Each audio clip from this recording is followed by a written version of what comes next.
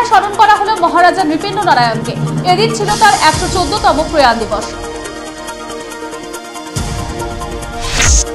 আধুনিক সময়ে ব্যবস্থাকে আধুনিকীকরণের প্রয়োজনে ডিজিটাল লাইফ সার্টিফিকেট করা হচ্ছে কোচবিহার শহর জুড়ে।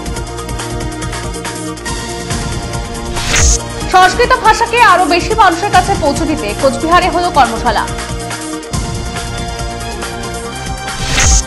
পুত্র সন্তানের কামনায় মানত করে চণ্ডী ও মনসা পুজো হয় শারদ উৎসবের সময়কালে। আজও রীতি মেনে পুজো করে আসছেন মাথাভাঙার বর্মন পরিবার। বৃহস্পতিবার কোচবিহার ITI এর স্পট কাউন্সিলিং নিয়ে উঠল কারচুপির অভিযোগ। এই অভিযোগ নাশাদ তৃণমূল ছাত্র পরিষদের। বিশেষ অভিযান চালিয়ে গরু উদ্ধার করল মাথাভাঙা থানার পুলিশ। ঘটনায় আটক হয়েছে 3 জন। এবারে টেন্ডারের মাধ্যমেই হবে রাসমেলা স্টল বন্টন। পুজোর মাসেই পুরকর্মীদের মিলবে বেতন ও বোনাস।